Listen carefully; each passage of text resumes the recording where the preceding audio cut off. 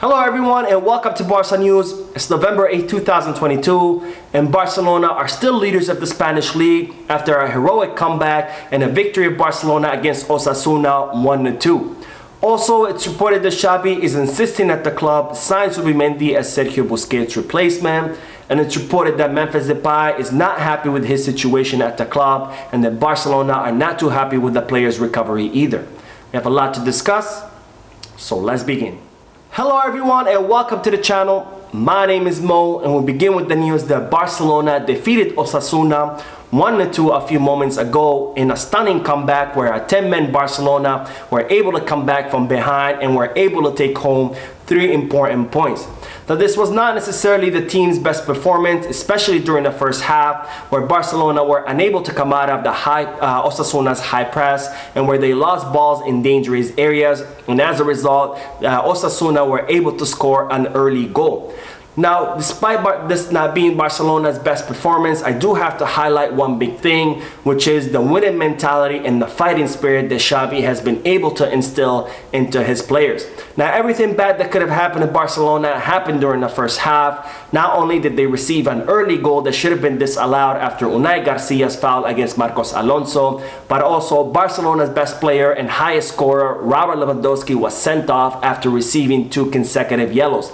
Now, despite all this adversity, the Barcelona players did not give up and they continued fighting until the last second, and as a result the team were able to score 2 goals in the second half, the first one by Pedri and the second a stunning goal by Rafinha. Now this is a huge accomplishment for Xavi because had these circumstances happened last season, the team would have completely fallen apart and the players would have given up, and unfortunately that's something that we have been seeing in the past few seasons where as soon as a team scored against Barcelona, the whole team would crumble. But thankfully Xavi has been able to change the mentality of his players and instill this fighting spirit in them, and this is a huge plus for the coach because even though the team still need to improve in their collective play, that's something that will come with time as players adapt to the team and adapt to each other. But having instilled this winning mentality, Xavi has accomplished a very huge thing because mentality is very important in the sport of football, because no matter how good your players are or how many times you practice a play, it all doesn't matter if your players don't have the right mentality and they fall apart as soon as things stop going their way. Now overall, this was a great victory for Barcelona. They were able to take home 3 important points in this tight La Liga race, and Barcelona now sit at the top of the league, 5 points ahead of Real Madrid after Los Blancos dropped points when they received their first loss yesterday against Rayo Vallecano, and Real Madrid still need to play their last match before the World Cup where they're going to face off against Cadiz. But regardless of that match's result, Barcelona will be able to go on to the World Cup break by being leaders in the Spanish League, because even if Real Madrid win their match, Barcelona will still be ahead of them by 2 points. Now, despite this great victory, there are 2 things that I want to discuss that made me very angry while I was watching this match. And the first thing is the terrible refereeing that was leveled against Barcelona, and the second thing is Xavi's insistence on relying on Sergio Busquets and Ousmane Dembélé. Now, in regards to refereeing, it was a horrible performance by the referee Gil Manzano, where Osasuna's goal should have been disallowed after Unai Garcia committed a clear foul against Marcos Alonso in the box, and not only did the referee miss it, but he even refused to go to the VAR to review the play. Now, the second terrible mistake by the referee was the send-off Robert Lewandowski, specifically when he awarded the Polish striker his first yellow card, which should have not been a yellow, but the second yellow was a just one because Robert Lewandowski clearly tried to take down the Osasuna player, and I think this was a lapse judgment by the Polish striker. Now, the terrible refereeing of Gil Manzano continued throughout the match, where every time Barcelona committed a foul, they received a yellow card, and where Osasuna player should have received his second yellow card and should have been sent off, but Gil Manzano refused to do that, and as a result, Osasuna were able to maintain their numerical advantage. Now, an interesting fact about Gil Manzano is that he has awarded Barcelona 9 red cards in only 23 matches, and among those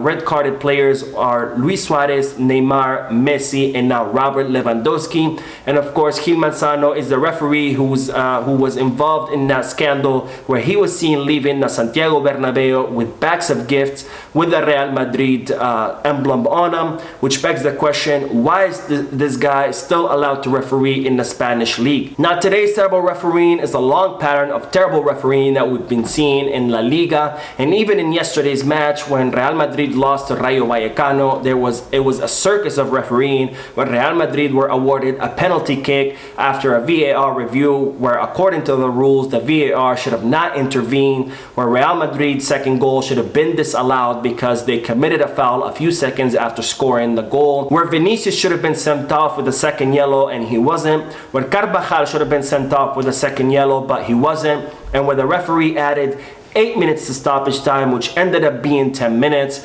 But thankfully, despite all this favoritism by the referee, Rayo Vallecano were still able to defeat Real Madrid 3-2, and as a result, Los Blancos dropped points and they're now sitting second in the Spanish league. Now we've been seeing this long pattern of terrible refereeing in the Spanish league, and it's absolutely unacceptable, especially in one of the top leagues in the world. And I've seen better refereeing in my local intramural league, and La Liga and the Spanish Football Federation should seriously consider implementing reforms to correct this terrible refereeing that we're currently seeing in La Liga. Now the second thing that I want to talk about that really made me angry while watching this match was Xavi's heavy reliance on Sergio Busquets and Ousmane Dembélé. Now in regards to Sergio Busquets, he had a terrible performance where he continuously lost the ball in dangerous areas and when he was constantly beaten by Osasuna's attackers. And in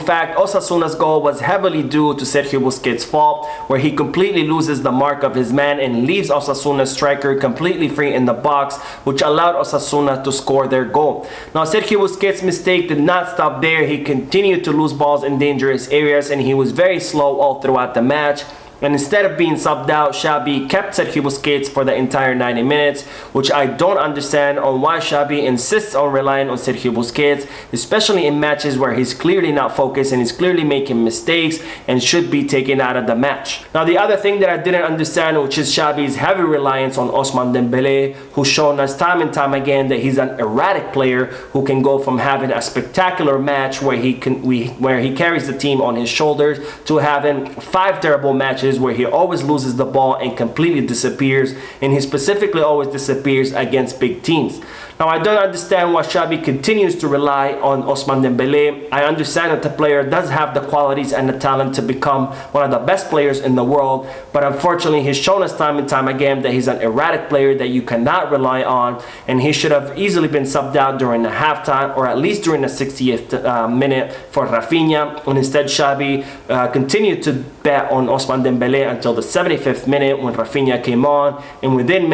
a few minutes, Brazilian player was able to score Barcelona's second goal. Now despite all of this, Barcelona will be able to go on their World Cup break as La Liga leaders, and the Blaugranas will not play a match until December 31st when they will face off against Espanyol. And now I'm not sure whether to be excited because the World Cup is about to begin and whether to be sad because there will be no more Barcelona matches. Now despite Barcelona not playing matches for the next month, I will still be uploading my daily videos bringing you the latest news of Barcelona, and I will also do a special coverage of the World Cup where I'm gonna be following all the Barcelona players who will be participating in this year's edition of the international competition. Now this match against Osasuna was not only Barcelona's last match prior to the World Cup, it was also Gerard Pique's last match as a Barcelona player and as a football player, and Gerard Pique was unfortunately unable to participate in this match because he was sent off during halftime because apparently Gerard Pique confronted the referee Gil Manzano in the tunnel,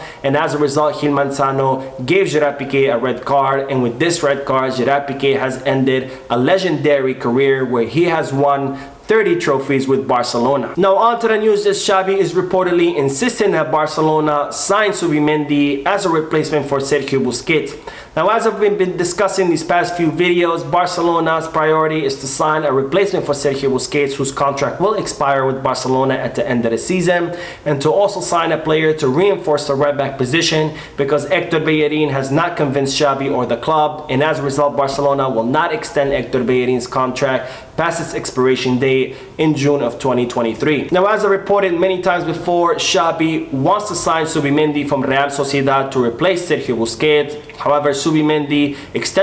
recently extended his contract with Real Sociedad, and it's reported that he has a 60 million euro clause which Barcelona are not too keen on paying. Now, after Zubimendi announced that he was extending his contract with Real Sociedad, it's reported that Barcelona began considering other options, but it seems that Xavi is insisting that Barcelona try to sign Zubimendi because he's reportedly the favorite option of Xavi to replace Sergio Busquets. Now, in regards to the right back positions, there are two candidates right now on Barcelona's list. The first one is Manchester United's right back, Diogo Dalot. Now, Dalot's contract with the Premier League club will expire in the summer of 2023, so he could arrive in the club as a free agent. But the player has yet to make a statement on whether he wants to renew his contract with Manchester United or whether he's going to be looking for a new team. Now, it's reported that Xavi has ordered a report about Diogo Dalot and that the club will monitor the player until the end of the season in both the Premier League and the Europa League. And this player will most likely not be coming in the winter transfer market